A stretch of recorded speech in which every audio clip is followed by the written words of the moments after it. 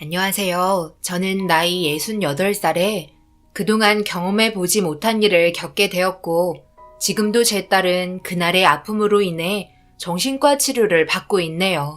너무나도 충격적이었고, 이런 경험이 처음이라 어떤 식으로 받아들여야 할지 모르겠어요. 제 딸 나이는 35살에 예비 신부였습니다. 그리고 예비 사이의 나이는 40살이었죠. 사위의 나이가 좀 많은 편인 것 같아 그 부분이 좀 걸리긴 했지만 요즘에는 그 정도 나이면 늦게 결혼하는 건 아니라고 주위에서 그러길래 그러려니 했습니다. 나이보다 서로 진심을 다해 사랑하면 그걸로 충분하다고 생각했어요. 서로 나이도 있다 보니 정말 신중하게 선택하고 결정했을 거라 믿고 있었습니다. 저희 집에 처음 인사 왔을 때의 첫인상이 아직까지 기억이 납니다. 나이에 비해 깔끔한 외모에 집안 분위기를 알 수 있을 정도로 좋은 인상을 풍겼어요. 확실히 배운 집안이라 그런지 대화하는 것도 많이 달랐습니다. 예비 사위였던 집안을 잠깐 얘기하자면 예비 사돈 어른이 은행장으로 근무를 하고 있습니다. 그리고 예비 사위는 한의사입니다. 그리고 제 딸은 의류 사업을 하고 있어요. 사돈 어른 집안도 잘 사는 편이지만 저희 집안도 못 사는 편은 아닙니다. 저희는 사업이 집안 내력인지 남편이 운영하는 사업도 잘 되고 있지만 제 딸이 운영하는 의류 사업이 엄청나게 잘 되고 있고 해외를 겨냥한 상품이라서 그런지 연 매출이 몇십억이 나올 정도로 상당히 크게 하고 있습니다. 매장에서 의류를 보기 좋게 전시해서 판매하는 예전과 다르게 요즘에는 인터넷 시장이 활발해서 그런지 집에서 컴퓨터로 미팅하며 지시하더라고요. 하루의 시간이 모자랄 정도로 정말 바삐 움직이며 살아가고 있습니다. 저는 딸이 하는 일을 뒤에서 지켜보며 도움을 줄 수 있는 일과 남편이 필요한 것들을 처리해주고 있어요. 이렇게 양가 집안 어느 정도 재력을 가지고 있기 때문에 반대하는 부분은 없었어요. 첫째 딸과 둘째 딸도 좋은 직업을 가지고 있지만 너무 많은 걸 공개하는 건 아닌 것 같아 언급은 하지 않겠습니다. 첫째, 둘째 모두 비슷한 집안끼리 시집을 간 거라 크게 문제될 건 없었어요. 확실히 주위 사람들 말 들어보면 집안 차이가 많이 나면 날수록 결혼 생활이 불안정하다는 걸 알 수 있었어요. 그래서 제일 먼저 보는 게 아무래도 저희 집안과 비슷한 집안을 보게 되더라고요. 그래야 행복하게 오래오래 잘 사는 것 같습니다. 대부분 이혼하는 경우가 돈 때문에 갈라서는 걸 많이 봐와서 되도록이면 막내딸 또한 좋은 집안과 결혼하길 바랬어요.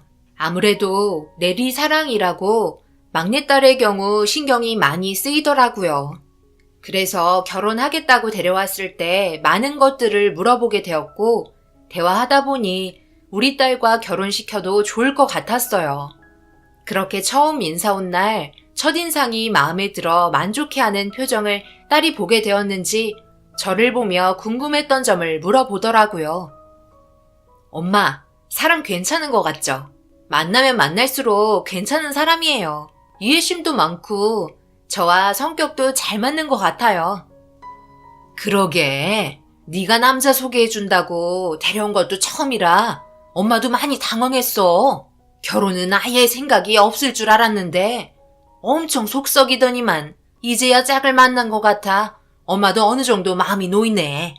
그렇다고 급하게 결혼할 필요는 없으니까 뭐든지 신중하게 결정해야 되는 거 알지? 인생은 한 번뿐이고 그 결정이 너에게 득이 될 수도 있고 독이 될 수도 있는 거야. 첫 만남은 엄마도 나쁘지 않았어. 엄마도 좀 더 지켜보도록 할게. 그쪽 집안은 영미 너 마음에 들어 하는 것 같아? 네, 좋게 봐주셨고 마음에 들어 하세요. 아무래도 광준 오빠가 나이가 있어서 그런지 결혼을 서둘러 했으면 좋겠다고 하더라고요. 그쪽 집안에서는 손해볼 게 없으니 제 딸과 되도록이면 서둘러 결혼을 시켰으면 하는 바람이었어요. 하지만 저희 쪽은 급하게 처리할 필요는 없을 것 같아 침착하게 하나하나 알아갔고 어느 정도의 시간이 흐르고 나서 상견례 날짜를 잡게 되었어요. 첫인상이 중요한 만큼 신경 써서 준비해서 나갔습니다. 확실히 결혼을 서두르고 있다는 걸 알게 된 건 저희보다 먼저 와서 기다리고 있었고, 저희가 도착하자마자 밝게 웃으면서 맞아주셨어요.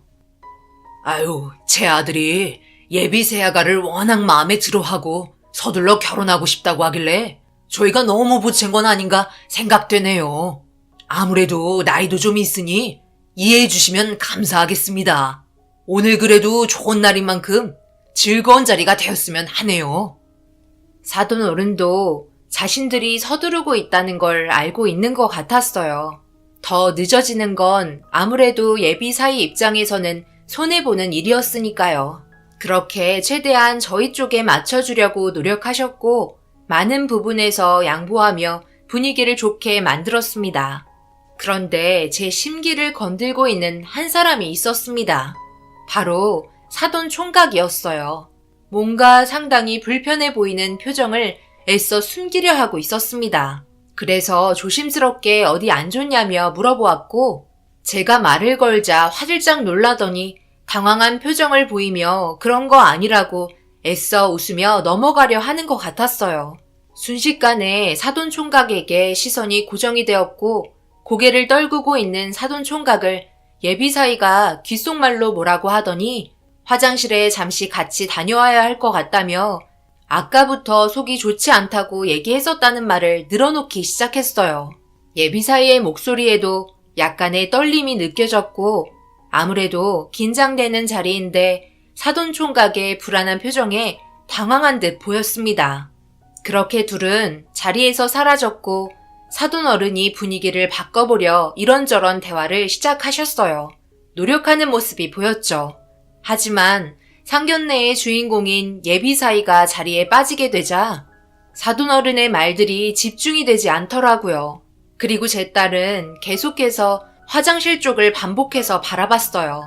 뭔가 문제가 있는지 한참 동안 오지 않자 사돈 어른이 잠시 화장실에 다녀오겠다며 서둘러 일어났고, 순식간에 분위기는 가라앉아 버렸네요. 혼자 멀뚱히 앉아있는 안사돈은 난감한 표정을 보이며 목이 탔는지 물만 들이키고 있었습니다. 무슨 문제라도 있는 건가요? 사돈 총각 표정이 너무 좋지 않던데 꼭 저희 결혼을 반대하고 싶은 그런 표정이었어요. 아유, 그런 거 아니에요. 오늘 아침부터 속이 좋지 않다고 계속 불편해했어요. 배가 아파서 더 그런 걸 거예요. 아무래도 중요한 자리인데 갑자기 분위기가 끊기니 많이 당황스러우셨죠?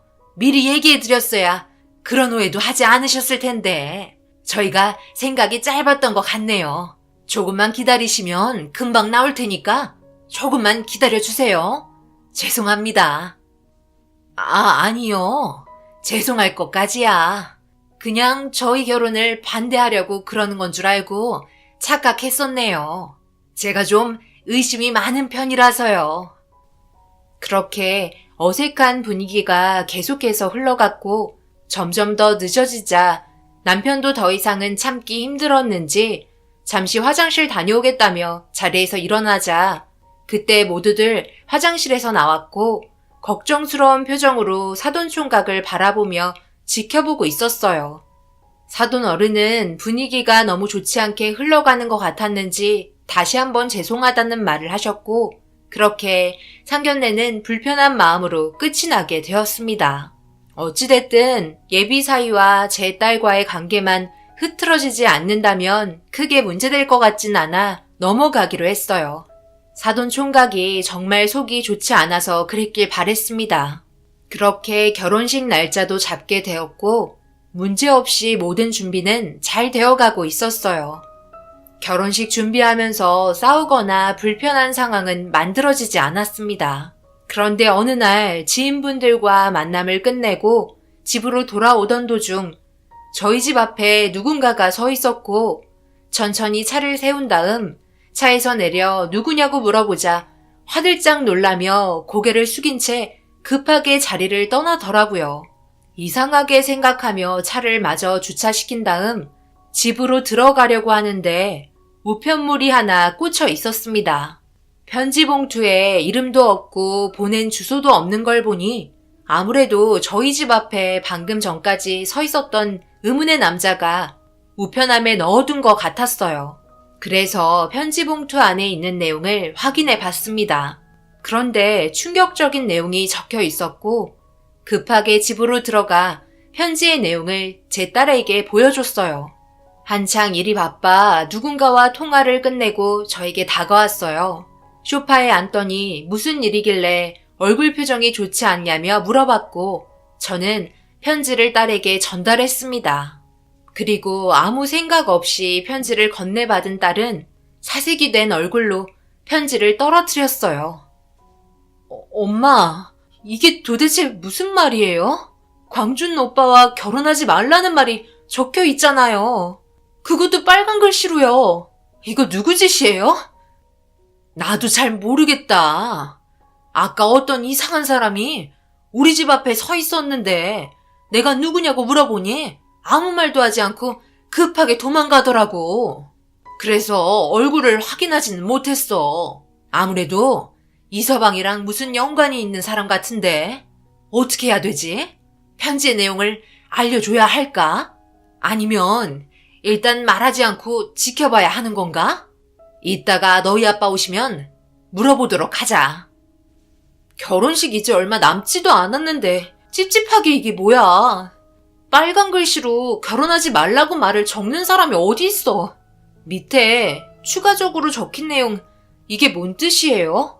광준 오빠가 우리가 알지 못하는 무언가를 숨기고 있다잖아요.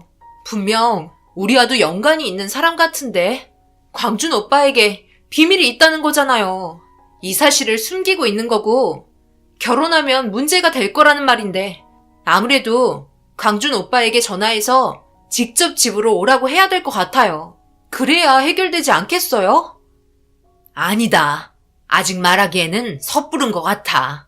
엄마 말 듣고 좀 더 지켜보기로 하자.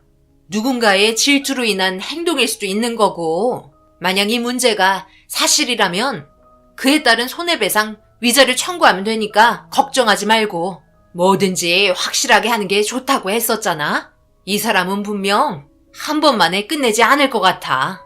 아무런 반응을 보이지 않고 결혼식 이대로 진행한다면 그때 또 다른 무언가를 꺼내게 될 거다. 바로 결혼식을 끝낼 수 있을 정도로 엄청난 걸 알려주겠지.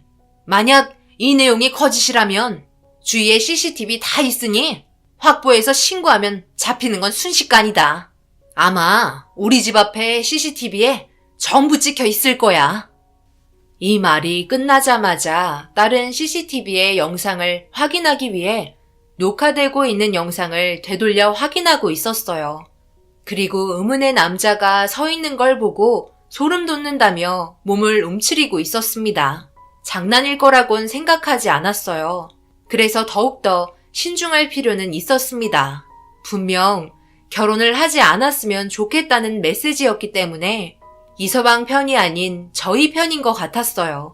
그리고 남편이 집에 들어오자마자 편지의 내용을 보여줬고 심각한 표정으로 편지를 바라보더니 저와 같은 생각을 하고 있었어요. 일단 지켜보자는 얘기가 나왔고 저희는 평소처럼 아무렇지도 않게 행동했습니다. 그런데 결혼식이 다가오고 있는데 더 이상의 추가적인 내용을 알려주는 편지는 오지 않았어요. 찝찝함과 불안함이 공존하기 시작했고 저희 딸도 이대로 결혼을 진행해야 되냐며 걱정을 하고 있었어요. 그렇다고 이서방 불러서 편지의 내용이 뭐냐고 물어봤자 만약 숨기고 있는 무언가가 있어도 들키지 않으려고 행동할 수도 있기 때문에 침착할 필요가 있었어요.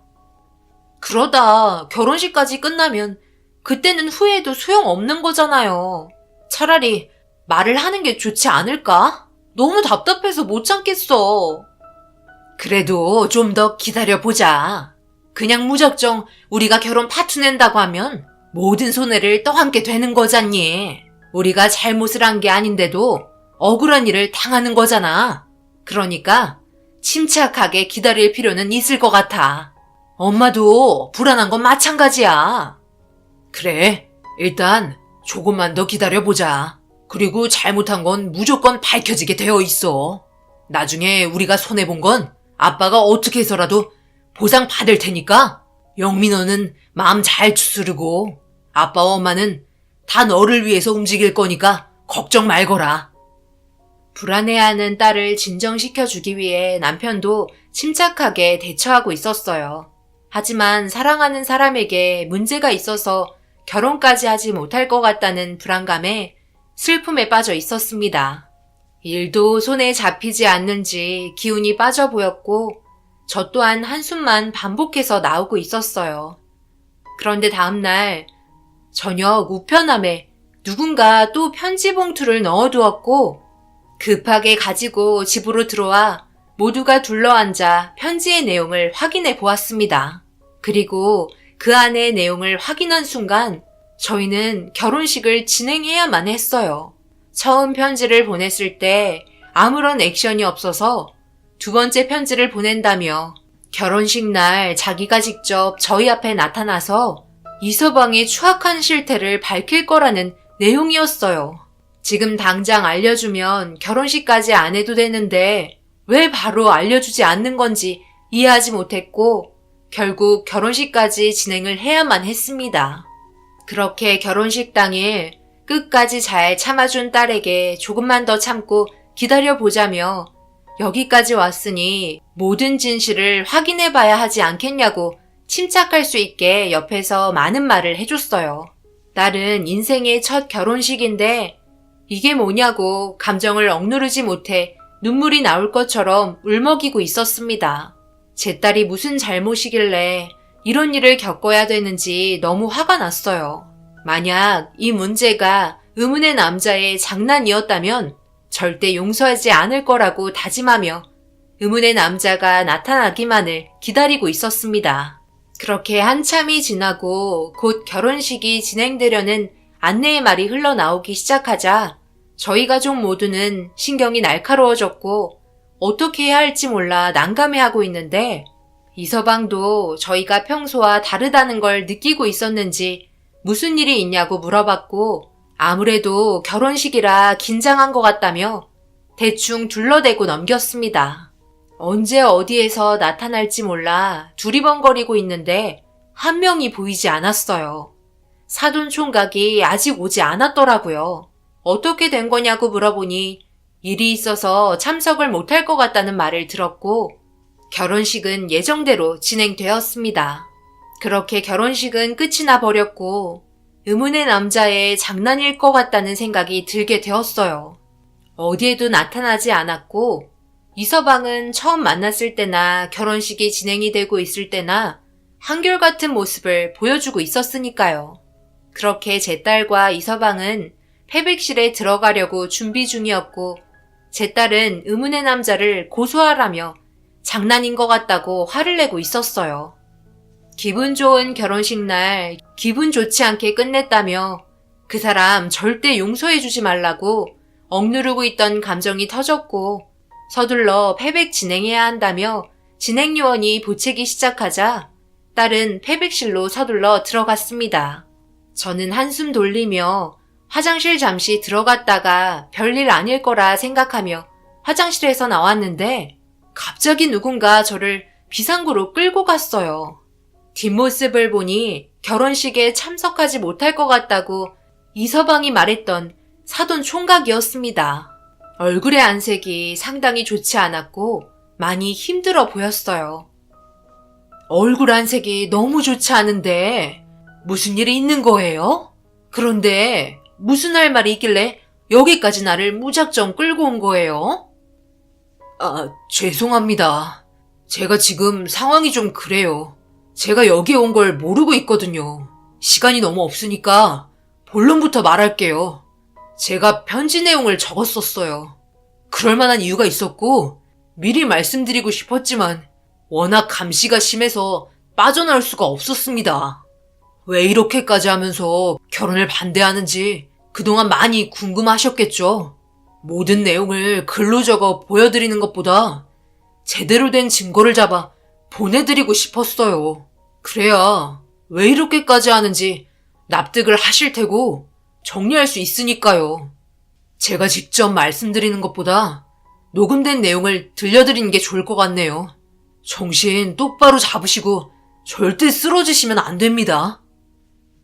너는 내가 결혼식 하는 게 그렇게 마음에 안 들어? 왜 말리려고 하는 거야? 네가 이런 식으로 나오면 너희 할아버지가 가만히 있을 것 같아? 여태까지 힘들게 먹여주고 키워줬더니만 네가 감히 이런 식으로 행동을 해? 왜 이렇게 아빠를 힘들게 하는 거야? 그럼 왜 떳떳하게 내가 아들이라고 말을 하지 않는 건데?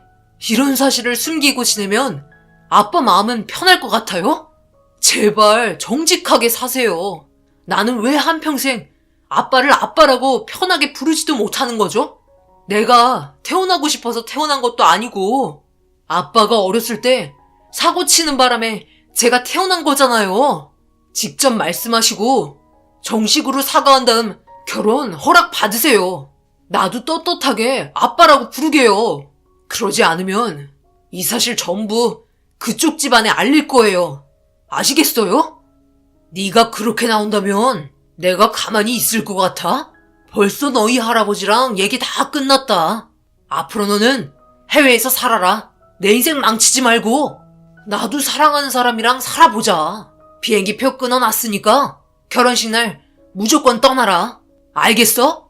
그렇지 않으면 2번 다시 너 얼굴 안 볼 거고 모든 지원을 끊어버릴 테니까 가난하게 살고 싶으면 그렇게 하도록 해. 돈 없으면 네가 버틸 수 있을 것 같아? 감시 붙여놨으니까 허튼 수작 부린다면 절대 가만두지 않을 거다. 마지막으로 경고했으니까 짐이나 싸놔. 엄청난 대화의 내용을 듣게 되었고 손이 부들부들 떨릴 정도로 분노가 치밀어 올랐어요. 더 이상은 참을 수 없어 바로 패백실로 향했어요. 제가 무턱대고 막 들어가자 사람들이 웅성거리기 시작했고 저를 빤히 보고 있던 이서방이 난감한 표정으로 입에 대추를 물고 있길래 바로 달려가 얼굴을 옆에 있던 쟁반으로 사정없이 휘둘렀습니다. 이서방은 입에 있던 대추를 떨구며 갑작스러운 돌발 행동에 왜 그러냐며 소리쳤고 저는 그 자리에서 녹음된 내용을 틀었어요. 사돈총각과 이서방의 대화 내용이 패백실 안에 울려 퍼졌고 옆에 사회를 맡고 있던 분의 마이크를 빼서 결혼식 전체가 들릴 수 있도록 녹음기에 가까이 대었어요. 둘의 대화 내용이 울려 퍼지자 당황한 듯 녹음기를 뺏으려 했고 뒤에 있던 남편이 이서방의 멱살을 잡으며 흔들기 시작했습니다.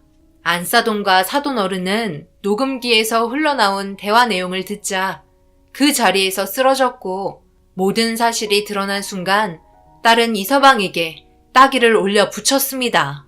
남편은 이 일을 절대 용서하지 않을 거라고 엄청나게 화를 내기 시작했고 소란스러운 상황에 사돈총각이 나타나자 절대 용서하지 않겠다며 자신이 저지른 행동에 대해서 사과를 못할 망정 되려 큰소리치기 시작했어요. 사돈총각은 이서방의 얼굴을 한번 본 후 패백실에서 나가 사라져버렸고 저희는 경찰에 신고를 한 뒤 경찰서에서 조사를 받던 도중 저희가 알지 못했던 엄청난 충격적인 사실이 또 하나 밝혀지게 되었어요. 저희 말고도 다른 여자와 결혼식을 진행하려고 했었는데 그때도 마찬가지로 사돈총각의 정체가 밝혀지면서 결혼식이 엎어지게 되었습니다. 그런데 그 집안의 여자가 충격적이게도 임신을 했었고 혼인신고도 안 되어 있는 상태에서의 만남이라 그쪽 집안이 소송을 한번 걸었던 것 같았어요. 이런 사실이 밝혀지고 한동안 조용했었는데 제 딸과 만나면서 또다시 결혼을 하려고 시도했던 거고 이번에도 사돈총각이 결혼을 하지 못하게 저희를 도와주었습니다. 처음부터 모든 사실을 털어놓고 접근했다면 당연히 결혼을 반대했을 테지만 감쪽같이 숨기려는 행동이 너무 소름이 돋았어요. 만약 결혼하고 나서 혼인신고하고 임신까지 했었다면 그때는 정말 돌이킬 수 없는 일들이 벌어지는 거였는데 다행히도 사돈총각이 막아주면서 우리 딸의 인생을 살릴 수 있었습니다. 그놈에게는 남편이 소송을 걸 수 있는 모든 걸 전부 걸었고 그에 따른 위자료 또한 엄청나게 많이 나온 상태였어요. 장인어른, 저는 정말 영미를 진심으로 사랑하고 있습니다. 언제나 제 마음은 변하지 않아요. 과거의 잘못된 행동을 말하기가 두려웠습니다. 그리고 영미 만나기 전의 사건 또한 원하지 않았던 임신이었어요. 제발 용서해 주시고 저를 받아주세요. 뭔 소리야? 내가 너 같은 쓰레기를 받아주라고? 분리수거도 되지 않는 집 쓰레기 같은 놈을 우리 딸과 결혼시킨다는 게 말이 된다고 생각하나? 법적인 처벌 달게 받고 그에 따른 위자료 보상 또한 진행될 테니 잘못을 뉘우치고 제발 혼자 살아가길 바라네. 또 다른 피해자가 나올까봐 겁이 나는구만. 자네는 이 모양 이 꼴인데 자네 자식은 아주 현실을 현명하게 보는 것 같네. 자네 아들에게 엎드려 절을 해야 하는 상황이라는 말이야. 어떻게 자네 같은 놈에게 저런 아들이 태어났는지 참으로 불쌍하구만. 남편은 화가 머리끝까지 올라와서는 경찰서가 떠나갈 정도로 화를 내고 있었어요. 우리 딸의 인생이 너무나 큰 상처를 받으며 살게 될 수도 있었으니까요. 이놈은 끝까지 정신 못 차리고 제 딸이 자기를 아직까지 사랑하고 있다며 전화 한 통만 하게 해달라는 거 너무 어이가 없어 머리를 쥐어박고 나왔습니다. 그렇게 모든 상황이 정리가 되고 제 딸은 아직까지 정신적인 충격으로 인해 치료를 받고 있는 상태입니다. 사랑하는 사람에게 받은 상처는 오래 가잖아요. 아무래도 시간이 필요하겠죠. 언젠가 좋은 인연이 다시 다가올 수도 있겠지만 제 딸은 트라우마로 남았는지 더 이상의 결혼은 원하지 않고 있어요. 무슨 수를 써서라도 숨길 수 있다는 걸 이번의 일을 통해서 뼈저리게 느끼게 된 것 같습니다. 그때의 일을 잊기 위해 오로지 일에만 집중하려고 노력하고 있어요. 그리고 사돈 총각이 이 글을 보게 된다면 고맙다는 말을 전해주고 싶네요. 그때는 경황이 없어서 제대로 된 말을 하지 못했지만 이 자리를 빌려 우리 딸의 인생을 구해줘서 고맙다고 앞으로 무슨 일이든 잘 되길 바란다고 말해주고 싶네요. 제 사연 들어주신 분들, 제 딸이 힘내서 다시 밝은 모습으로 살아갈 수 있게 힘이 될 수 있는 말 한마디씩 해주신다면 정말 감사하겠습니다. 요즘 경기가 안 좋은 이때에 하시는 일 뭐든지 잘 되시길 바라며 행복하시고 좋은 일이 가득할 수 있도록 뒤에서 항상 기도하겠습니다. 감사합니다.